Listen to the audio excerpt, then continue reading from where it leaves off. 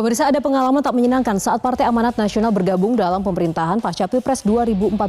Walau diganjar satu kursi menteri, berulang kali fraksi PAN di DPR justru bersikap seperti oposisi. Bagaimana Presiden Jokowi menjamin Partai Gerindra tak berulah serupa?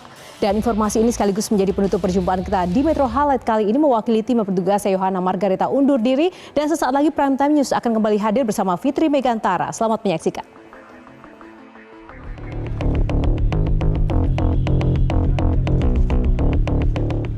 Menggandeng lawan politik tentu bertujuan untuk memperkuat dukungan terhadap pemerintah. Namun tidak selamanya berbagi kekuasaan menjamin efektivitas pemerintahan.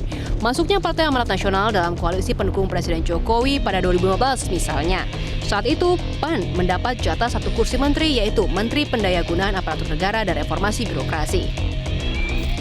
Walau telah mendapat satu kursi menteri, sikap fraksi PAN di DPR tidak selalu sejalan dengan sikap koalisi. Dalam rapat paripurna pengesahan RUU Pemilu misalnya, PAN memilih walk out bersama Gerindra, Demokrat, dan PKS. PAN tidak sepakat dengan koalisi pendukung Presiden Jokowi yang ingin menerapkan ambang batas pencalonan presiden sebesar 20% kursi di DPR atau 20% suara sah nasional.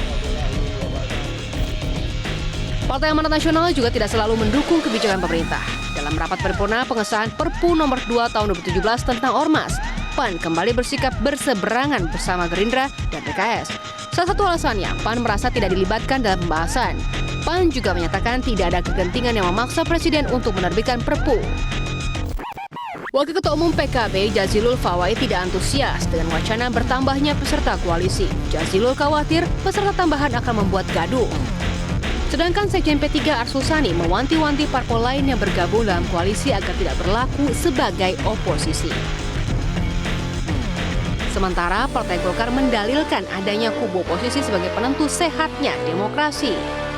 Kalau semua kekuatan politik masuk di dalam pemerintahan, tentu proses dialektika di dalam demokrasi kita akan cenderung untuk monolitik. Dalam kaitan itu maka mungkin saya kira untuk menumbuhkan semangat demokrasi yang sehat, penting tetap harus adanya oposisi. Pengamat politik pun menyatakan kekuatan oposisi dibutuhkan dalam sistem demokrasi yang sehat. Koalisi penyokong pemerintah posisinya tegas mendukung apa yang menjadi program pemerintah, apalagi prioritas kinerja pemerintahan 5 tahun ke depan. Dan kekuatan oposisi bisa melakukan kritik-kritik yang konstruktif. Misalnya begini, kalau hanya gerakan ekstra parlementer gitu di jalanan, lama-lama kan bisa saja tidak terkanalisasi dengan baik, betul.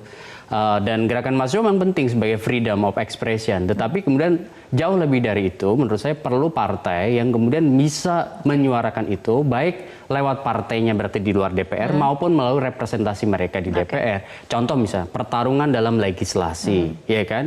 Pertarungan dalam kontrol misalnya terhadap kinerja pemerintah. Secara matematis, koalisi pendukung Jokowi dalam Pilpres 2019 sudah cukup kuat tanpa kehadiran Partai Gerindra. Masuknya Partai Gerindra dalam Kabinet Indonesia Maju menyisakan 3 parpol di luar pemerintahan. Dan hanya PKS dengan 59 kursi yang masih teguh berkomitmen menjadi kekuatan oposisi.